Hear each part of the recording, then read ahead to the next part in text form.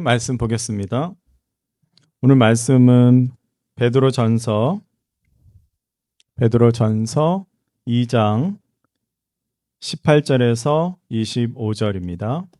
베드로전서 2장 18절에서 25절.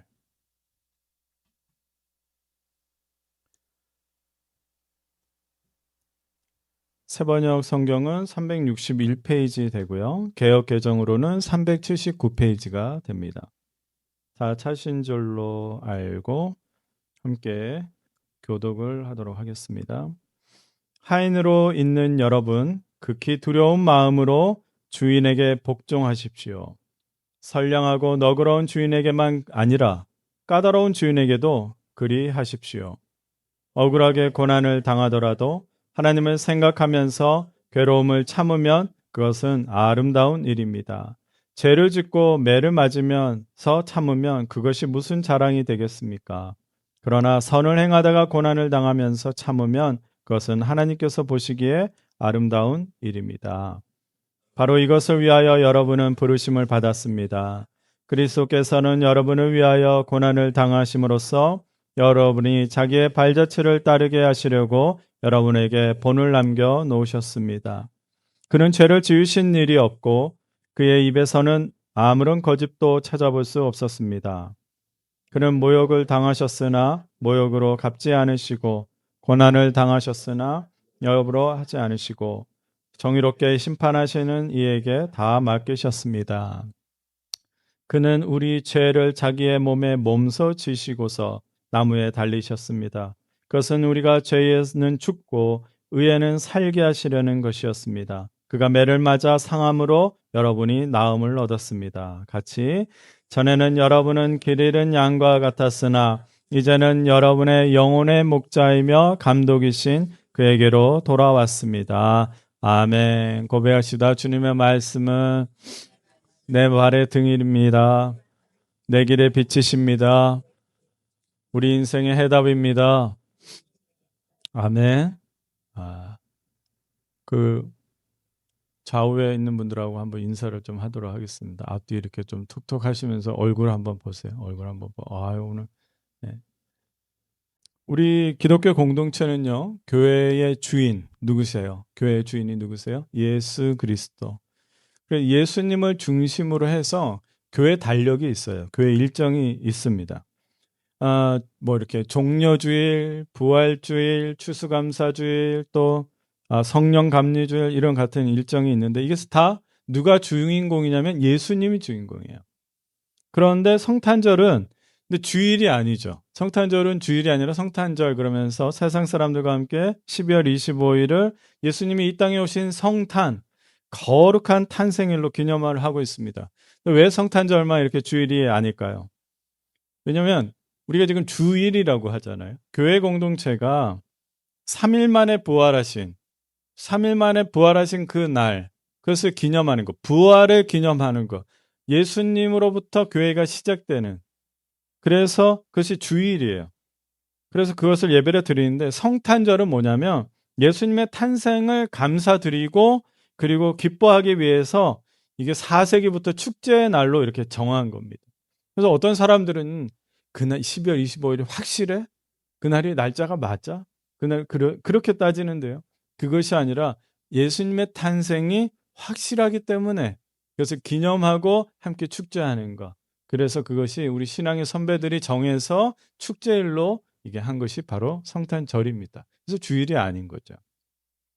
근데 이제 성탄절에 우리 이제 교회 달력으로 보면은요, 성탄절 한 달 전에는요, 우리가 이 대림절 기간이라고 그래요. 대강절이라고도 하고 강림절이라고도 하고 영어로 어드벤트라고 하는데 이 기간을 갖습니다. 예수 그리스도께서 우리를 위해서 이 땅에 오신 것에 감사하고 또 우리가 회개하고 경건하게 준비하는 기간, 이게 대림절 기간이라고 그래요.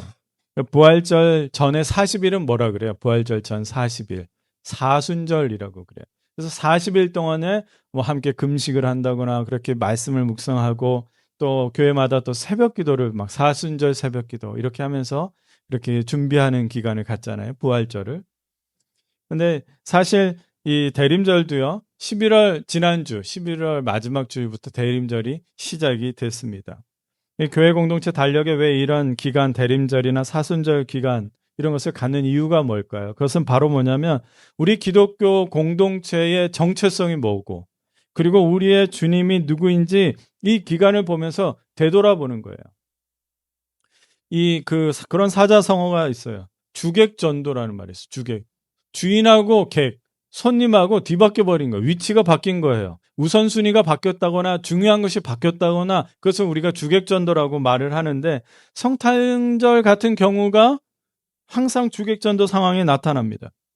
교회 공동체가 대림절과 같이 한 달 동안 성탄절을 진지하게 준비하도록 달력에 넣어둔 이유는 주객이 전도되지 않도록 하기 위해서예요. 세상 사람들은 성탄절을요, 그냥 연말에 의미 있는 날로 생각을 합니다.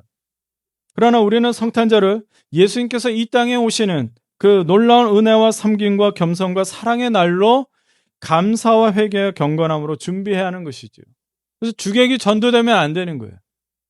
쉽지 않습니다. 이 문화가 쉽지 않습니다. 이미 자리 잡았기 때문에 그렇죠. 오늘 12월 첫째 주일인데요. 대림절 두 번째 주일인데 성령님께서 우리 모두에게 구원자 되시는 그 예수님을 새로운 심령으로 만나게 해주실 것을 믿습니다. 모든 사람들은요, 행복하게 살기를 원하죠. 고난 원하지 않아요. 또 고난 받으면서 살고 싶지 않습니다. 그런데 고난을 받으면서 힘들게 사는 사람들이 주변에 많이 있죠. 살면서 우리가 원하든 원치 않든 여러 가지 고난이 따릅니다. 세상에 고난 없이 사는 사람은 없어요. 어느 분은 질병의 고난일 수도 있고 어떤 사람은 재정의 고난일 수도 있고 어떤 분은 가정 문제라든가 또 이웃과의 관계로 고난을 겪을 수가 있습니다. 그 삼성그룹의 창립자 아세요? 이병철 회장이 있어요. 근데 이분이 천주교 박희봉 신부에게요. 24가지 질문을 자기가 직접 자필로 써가지고 편지를 보냅니다. 24가지 질문을. 근데 이 이병철 회장이 이 중요한 질문의 답변을 듣지 못하고 한 달 후에 죽게 됩니다. 무슨 질문을 이렇게 많이 했냐면 그 첫 번째 질문은 뭐냐면 하나님의 존재에 대해서 질문을 해요.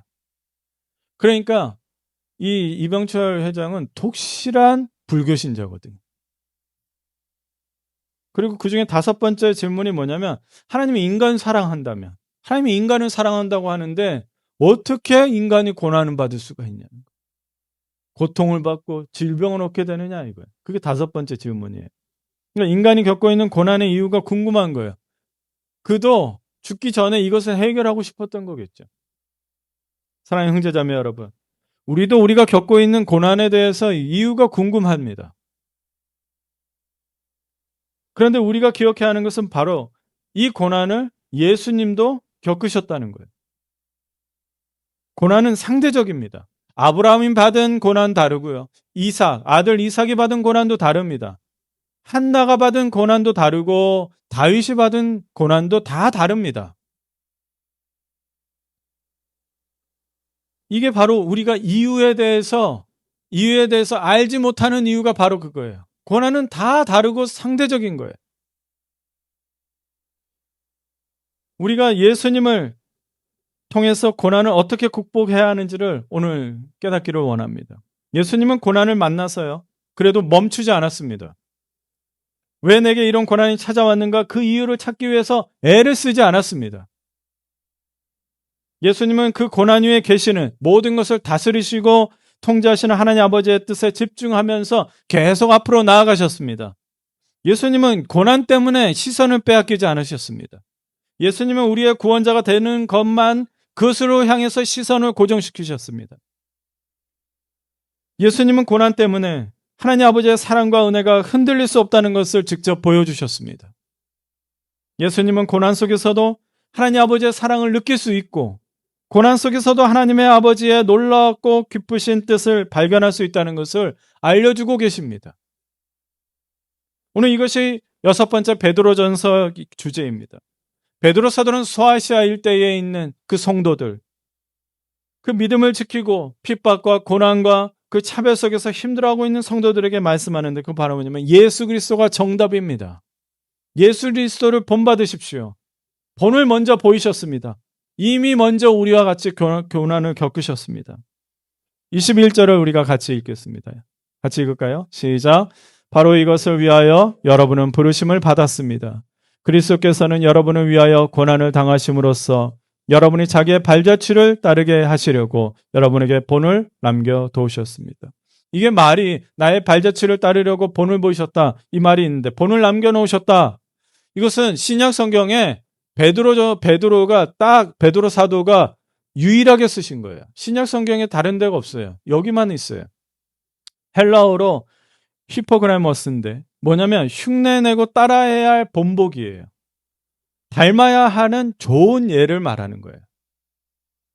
글을 처음 배우는 아이들은요, 글씨도 연습을 하죠. 글씨 연습할 때 어떻게 연습해요? 저 같은 경우는 이게 막 점선에 따라서 이제 처음에 그렇게 다 배우잖아요. 그렇죠. 본보기가 있어야 돼요. 그리고 또 아버지 글씨를 이렇게 보면은 또 아버지 글씨체를 따라가거나, 어머니 글씨체를 따라가거나, 그리고 뭐 형제나 친구들 글씨체를 따라가죠. 베드로 사도는 예수님만이 우리가 흉내내고 그리고 따라해야 할 인생의 답이라는 것을 말씀하고 있습니다. 베드로 사도의 이 편지를 받아보고 있는 그 소아시아의 일대 성도들은요, 현재 진행형 고난을 받고 있어요. 지금 진행형이에요. 고난이. 믿음을 지키기 위한 고난뿐만 아니라 그들의 삶의 현장에서도 다양하게 고난을 만나고 있습니다. 18절을 보니까 18절에 나오는 것처럼 성도들 대부분은요, 하인으로 살고 있어요. 신분이 대부분이 하인이었어요. 개역개정에서는 사환이라고 번역을 했는데 정확하게는 어느 집 주인, 어느 주인 집에 함께 사는 하인들, 우리가 말하는 종이죠, 종. 일반적으로 우리가 노예를요, 그런 말 들어본 적이 있을 거예요. 둘로스, 노예, 둘로스 이런 표현이 있는데 이것은 다른 단어입니다. 여기에서는 집하인, 오이케테스라는 말인데요. 제가 굳이 이렇게 둘로스하고 오이케테스 뭐 이렇게 차이를 왜 두냐면요. 제가 지난주에도 말씀드렸죠. 편지를 받아보는 사람들이 읽는 단어에 따라서 그게 느낌이 다르다는 거죠. 여러분들은 하인이지 않습니까? 여러분들 둘로스하고는 또 다른 상황인 거예요. 18절을 보겠습니다. 하인으로 있는 여러분, 그렇게 두려운 마음으로 주인에게 복종하십시오. 선량하고 너그러운 주인에게만 아니라 까다로운 주인에게도 그리하십시오. 하인으로서 주인에게 복종하는 것은요, 그 당시 신분 사회에서는 당연한 거예요. 당연한 윤리예요. 그런데 새롭게 태어난 그리스도인으로서, 새롭게 거듭난 그리스도인으로서 하인의 자세가 달라져야 한다는 거예요. 두려운 마음으로 주인에게 복종하는 것인데 이 두려운 마음은 주인을 향한 두려운 마음이 아니에요. 사실 18절로 있는데 17절에 그게 힌트가 있는데 그게 뭐냐면 17절에 하나님을 두려워하라 그래요. 하나님을 두려워하는 마음으로 섬기는 것입니다. 주인이 선량하고 너그러운 주인이든지 까다롭고 괴롭히고 막 불편한 주인이든 간에 왜냐? 하인으로서 내가 새롭게 거듭났지만 나는 진정한 그리스도인으로 새롭게 태어났지만 달라진 거 하나 없다는 거예요. 하인으로 그대로 살고 있어요. 여전히 집 주인과 그 가족을 섬겨야 합니다. 여전히 내 할 일 열심히 다하고 모일 때는 힘들게 시간 내서 늦어라도 다 모여서 또 예배 드리고 같이 빵을 나누면서 그렇게 신앙생활을 했어요. 달라진 거 하나도 없어요. 온갖 힘들고 괴로운 일들을 해야만 했습니다. 지난주 설교 제목 기억나십니까? 주님을 위하여. 이제 그리스도인들의 삶의 목적은 주님을 위하여 사는 것이기 때문에 두려워하는 대상이 달라진 거예요. 이러한 자세는 19절과 20절에도 다르게 표현을 하고 있습니다. 19절 중간을 보면은 하나님을 생각하면서 고난과 괴로움을 참으라고 말씀을 합니다. 또 20절 끝부분에 보니까 하나님께서 보시기에 고난을 참으라고 합니다. 하나님이 보시고 계시기 때문에 18절부터 20절까지 이제 우리가 누구를 바라보고 누구를 두려워하고 누구에게 의지하며 살아야 하는지를 말씀하고 있습니다. 하나님 아버지를 두려워하는 마음으로 하나님 아버지를 생각하면서 하나님 아버지께서 보시고 계시기 때문에 우리의 삶은 새롭게 달라지는 거예요. 달라진 거 하나도 없어요. 나는 여전히 내일 아침에 직장에 출근을 합니다. 그러나 내 마음과 우리의 자세가 달라지는 거죠. 사랑하는 형제 자매 여러분, 베드로 사도는 고난을 받고 있는 성도들에게 고난을 극복하고 피하는 법에 대해서 말씀하고 있지 않습니다. 그리스도인으로서 세상을 살아가면서 고난을 받게 될 것이라고 말씀하고 있으면서 그리스도인으로서 어떤 자세를 잊지 말아야 하는지 말씀하고 있습니다. 우리도 기억해야 합니다. 하나님 아버지를 누구보다도 두려워하십시오. 오늘 성경에서는 이 두려움을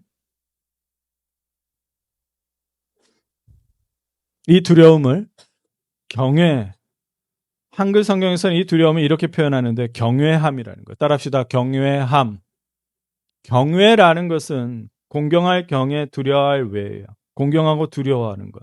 존경의 마음과 두려움을 말하는 거예요. 영어로는 어떤 단어가 어울릴까 했더니 우리가 awesome 막 이러잖아요. 거기에 어우를 말해요. 그게 적절하다고 생각하는데 하나님 아버지를 경외하십시오. 이것을 우리가 잊지 않는 거예요. 하나님을 두려워하는 마음, 하나님을 경외하는 마음을 늘 잊는 것이죠. 신명기 10장 12절 13절 우리 함께 읽겠습니다. 시작. 이스라엘 자손 여러분, 지금 주 당신들의 하나님이 당신들에게 원하는 것이 무엇인지 아십니까? 주 당신들의 하나님을 경외하며 그 모든 길을 따르며 그를 사랑하며 마음을 다하고 정성을 다하여 주 당신들의 하나님을 섬기며 당신들이 행복하게 살도록 내가 오늘 당신들에게 명하는 주 당신들의 하나님의 명령과 규례를 지키는 일이 아니겠습니까? 하나님을 두려워하는 거예요. 그리고 하나님을 경외하면서 하나님 아버지를 늘 생각하는 겁니다. 늘 생각하는 거예요. 한글 성경에서는 늘 생각하는 것, 이것을 이렇게 표현합니다. 묵상이라고 그래요. 묵상. 잠잠할 묵과 생각할 상인데요. 고요히 마음을 모아서 늘 생각하는 거예요. 주님 앞으로 나아가게 조용히 나아가는 것이지요. 이것 또한 주님께서 원하시는 자세입니다.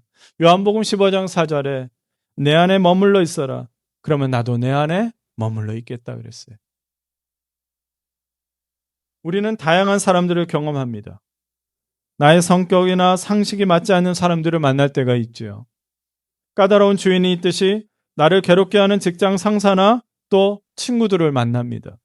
어떤 사람들은 만나고 싶지 않고 피하고 싶지 않은데 불가항력적으로 어쩔 수 없어요.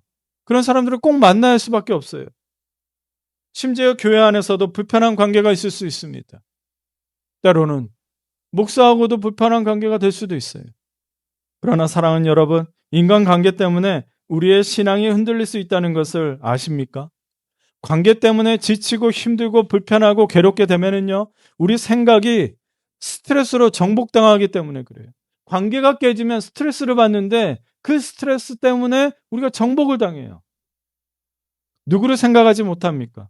그렇죠. 하나님 아버지를 묵상하지 못해요. 19절을 같이 읽어볼까요? 19절. 다시 시작. 억울하게 고난을 당하더라도 하나님을 생각하면서 괴로움을 참으면 그것은 아름다운 일입니다. 여러분, 억울한 일 당해본 적 있으세요? 억울한 일. 억울함, injustice라고 우리는 영어로 하는데 억울함의 이 스트레스는 정말 강력하다고 합니다. 억울함의 심리는 이 치유하기가 쉽지가 않대요. 억울함을 막 심하게 당하면 치유가 어렵대요. 분노가 일어나고 배신감이 생기고 또 그때 그 상황을 통제할 수 없었던 내가 그때 왜 이렇게 하지 않았을까 하는 막 후회와 무력감이 생기면서 불면증이 일으키죠. 제가 더 알아보니까요. 스트레스 호르몬이 있는데 코르티솔이라는 게 있는데 그 수치가 올라가요.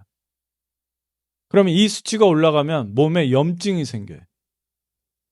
그래서 여러분 심리적으로 억울함 또 뭔가 이게 관계가 깨져서 스트레스를 받으면 어떤 분들은 몸에 염증이 나서 막 잇몸이 막 빠지고 이런 분들도 있어요. 안 생기던 병이 생기고 억울함에 심장 박동 그게 균형이 깨진대요. 이게 HRV 수치라고 그래요. 맞습니까? 은퇴하신 지 오래돼서. 이게 심장박동의 균형이 깨지면 뭐가 생기냐면 공황장애가 생겨. 불안장애. 그래서 미국이요, 심리장애, 이걸 심리장애라고 하더라고요. 발병률이 매년 4.7%씩 일어난다. 사랑하는 성도 여러분, 19절 말씀에 고난을 당하더라도 하나님을 생각하면서 참으라고 말씀. 하나님을 늘 생각하면서 참으라는 거예요. 그게 나를 다스리지 않도록 하나님을 늘 생각하라는 거예요. 그런데 이것이 무슨 일이라고 해요? 아름다운 일이라고. 아름다운 일이라. 개역개정에서도 이것이 아름답도다 그렇게 말을 해요. 그런데 더 정확한 표현이 뭐냐면요. 이것은 정말 은혜로운 일입니다. 이래요. 은혜로운 일이에요. 그래서 오늘 제가 설교 제목이 이것은 은혜로운 일입니다. 라고 정했습니다. 우리가 하나님 아버지를 경외하고 두려워하고 하나님 아버지를 늘 묵상하고 늘 생각하면서 사는 것이 바로 은혜롭게 사는 것임을 기억하시기 바랍니다. 나는 왜 은혜롭게 살지 못하는가? 오늘 이제 말씀을 받으셨으면 기억하십시오. 은혜롭게 사는 법은 뭐라고요? 하나님을 경외하고 하나님을 늘 묵상하는 것이 은혜롭게 사는 것입니다. 또 20절에는 어떤 자세를 말씀합니까? 20절을 보니까 그러나 선을 행하다가 중간부터 보면 그러나 선을 행하다가 고난을 당하면서 참으면 그것은 하나님께서 보시기에 아름다운 일입니다라는 거예요. 하나님 아버지께서 보시고 계신다. 항상 보고 계신다는 것을 잊지 않으면서 사는 자세예요. 한글 성경에서는 또 이것을 하나님께서 보고 계신다는 것을 이렇게 표현해요. 감찰. 따라합시다. 감찰. 오늘 한자 3개 나왔습니다. 이 보고 계신다, 감찰, 지켜보시고 살핀다라는 말이 감찰이에요. 하나님 아버지께서 우리를 보고 계신다는 것, 그것뿐만 아니라 모든 것을 헤아리고 깊이 헤아리시고 살피시고 인도하신다는 뜻입니다. 다 아신다는 거예요. 보인다는 것, 다 보고 있는 것뿐만 아니라, 그래서 주님께서 뭐라 그래요? 예수님께서 뭐라 그래요? 보이는 것뿐만 아니라 마음의 생각, 마음의 그 죄도 하나님께서 다 알고 계신다고 말씀하십니다. 그래서 그것이 얼마나 심각한지 전부 다 눈을 빼버려라, 팔을 잘라버려라, 그렇게 심하게 얘기하신 것도 있죠. 하나님 아버지께서 실시간 우리를 감찰하고 계신다는 것을 우리는 알고 있습니다. 베드로 사도는 오늘 본문에 그리스도인들이 받고 있는 세 종류의 고난을 말씀하고 있습니다. 19절에 보면 억울하게 당하는 고난이 있어요. 부당한 거예요. 부당한 고난이 있어요. 그리고 20절에 보니까 자기가 지은 죄 때문에 받는 고난. 이건 매를 맞는 거죠, 그냥. 거짓말 하다가 뭐 하다가 걸려서 그것은 고난 받는데 그것은 부끄러운 고난인 거고. 근데 선을 행하다가 당한 고난이 있다는 거예요. 선을 행하다가 고난을 받게 되는 일이 얼마나 억울할까요? 여기서 20절에 선을 행하다라는 말이 있어요. 선을 행하다. 이것을 먼저 봐야 하는데 이게 윤리적으로 착한 일, 선한 일을 행하는 것, 그것이 아닙니다. 그것을 의미하는 것이 아니라 헬라어로 아가토포이에온데, 그것은 뭐냐면 선하신 하나님께서 영감을 주셔서, 감동을 주셔서 어떤 일을 믿음으로 행하는 것, 그것을 말하는 거예요. 이해가 됐어요? 선하시고 아름답게 인도하시는 하나님께서 우리에게 감동을 주셔서 우리가 그것을 믿음으로 행하는 것, 그게 이 선한 일이에요. 그러니까 하나님 아버지를 경외하고 늘 생각하면서 하나님 아버지의 그 마음을 읽을 때가 있잖아요. 하나님 이것을 원하시는가 보다. 누구를 만나는 일이나 누구를 섬기는 일이나 또 누구를 찾아가는 일이나 누구를 도와주는 일을 하도록 마음이 막 일어나는 거예요. 그런 일은 이유가 없어요. 내게 유익함이 없어요. 오히려 나의 체력과 재정과 시간을 들여서 하는 일들이에요. 그런데 하나님 아버지께서 꼭 내가 해야 한다고 말씀하는 것 같아요. 그 선한 일이 바로 20절에 말하고 있는 선을 행하는 일이에요. 그 선을 말하는 거예요. 이해가 되십니까? 그런데 그 선한 일을 하나님께서 감동을 주셔서 내가 믿음으로 행하는데 이것 때문에 고난을 받는다? 그래도 이것을 참으라는 거예요. 이 괴로움을 참을 수 있는 건 뭐냐? 우리가 하나님 아버지의 마음으로 읽고 순종했기 때문에, 하나님 아버지께서 감동을 주셔서 하신 일이기 때문에, 하나님 아버지께서 보시고 계시기 때문에 우리가 참는 거예요. 할렐루야. 19절에 억울한 고난을 참는 일은 은혜로운 일이라고 했는데 20절에서도 우리에게 은혜로운 일뿐더러 하나님 아버지께서 보시기에 은혜로운 일이라는 거예요. 여러분, 이 표현이 얼마나 여러분들 마음에 와닿는지 몰라요. 우리가 그런 표현 하잖아요. 은혜 받았습니다. 이렇게 말하잖아요. 그러니까 가끔 목사님 저에게 설교에 대한 감사 표현으로 은혜 받았습니다. 이렇게 말하기도 하고, 또 어떤 섬김과 감동을 받았을 때 아이고 지사님, 권사님, 장로님, 우리 성도님 때문에 제가 은혜 받았습니다. 이렇게 표현하기도 합니다. 그런데 하나님 아버지께서 우리를 통해서 은혜 받았다고 하시는 일이 있는데 그게 바로 뭐냐면 하나님 아버지의 마음을 읽고 그 감동대로 믿음으로 행하는 것을 행할 때에 그것이 하나님 아버지께 은혜가 되더라는 거예요. 그리고 그 선한 일을 행하면서 세상으로부터 받는 그 고난을 잘 참는 모습, 믿음이 흔들리지 않는 그 모습을 보시면서 우리를 향해서 은혜 받았다라고 하는 거예요. 그러니까 얼마나 감동적입니까? 하나님 아버지를 기쁘게 하는 게예요. 이것이. 베드로 사도는 고난을 받으면서 단순하게 의지적으로 참으라고 말씀하지 않습니다. 그리스도인이니까 참어 좀. 응? 예수 믿는 사람이 좀 참어. 의지적으로 말하는 것이 아닙니다. 고난 위에 계시는 하나님 아버지를 경외하는 마음으로, 그리고 하나님 아버지를 늘 생각하면서 하나님 아버지 마음에 순종하면서 참으라고 말씀합니다.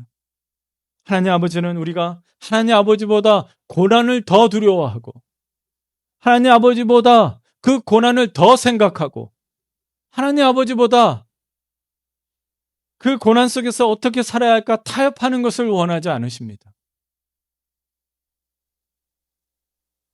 베드로 사도는 고난 앞에서 하나님 아버지 마음에 합당한 사람을 소개를 하죠. 고난과 핍박 속에서, 부당한 고난 속에서, 선을 행하면서도 받는 고난 속에서도 어떻게 살아야 하는지 우리에게 본을 보여주는 사람을 소개하는데요. 바로 22절, 23절 우리 함께 보겠습니다. 그는 죄를 지으신 일이 없고 그의 입에서는 아무런 거짓도 찾아볼 수 없었습니다. 그는 모욕을 당하셨으나 모욕으로 갚지 않으시고 고난을 당하셨으나 위협하지 않으시고 정의롭게 심판하시는 이에게 다 맡기셨습니다. 우리가 본받아야 할 사람은 예수 그리스도입니다.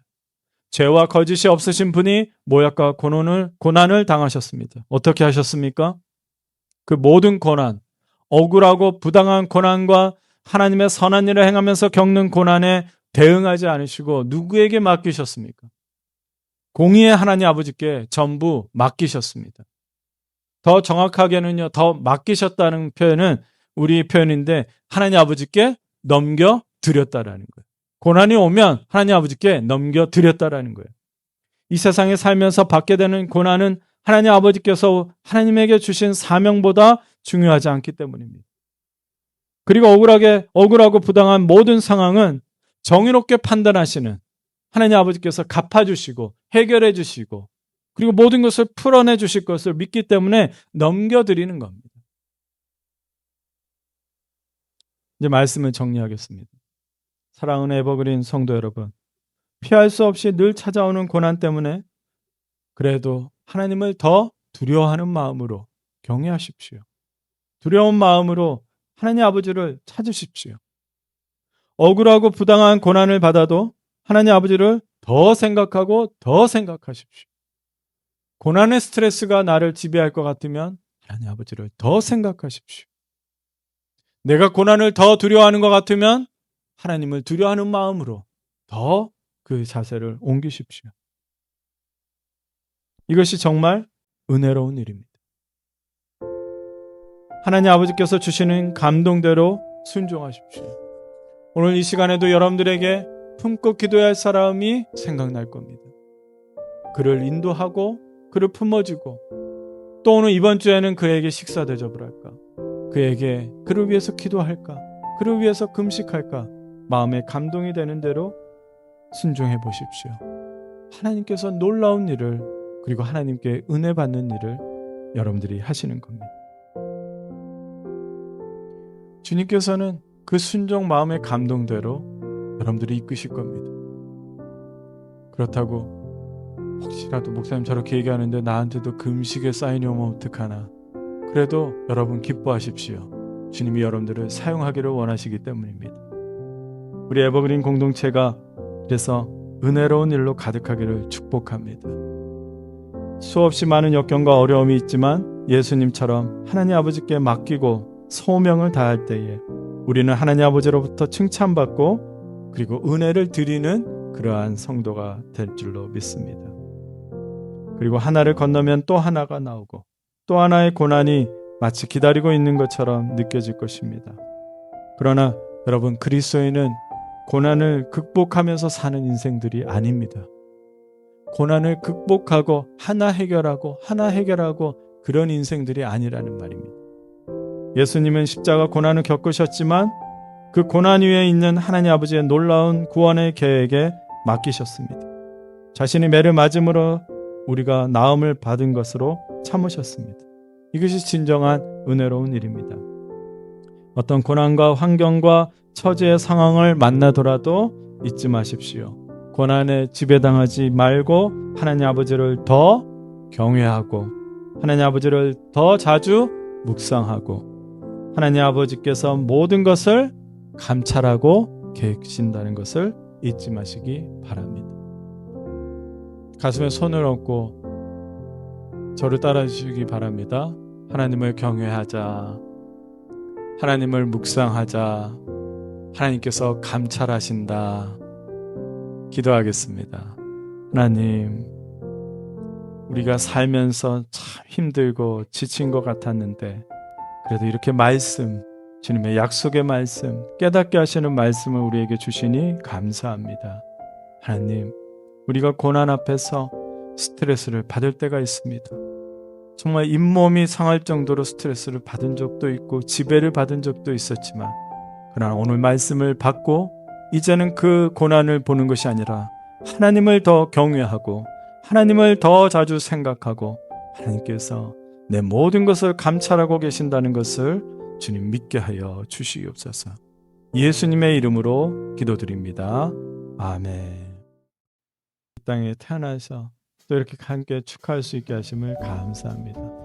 또 이렇게 건강 주시고 함께 만나게 하시고 또 우리가 이렇게 생일을 축하할 수 있는 시간도 허락하셔서 주님, 이 시간을 우리 모두 축복해 주시옵소서. 우리 만남 가운데 주님의 뜻을 알게 하여 주시고 또 이들의 삶 가운데도 주님 다스리시고 축복해 주시옵소서. 감사하며 예수님 이름으로 기도드립니다. 아멘.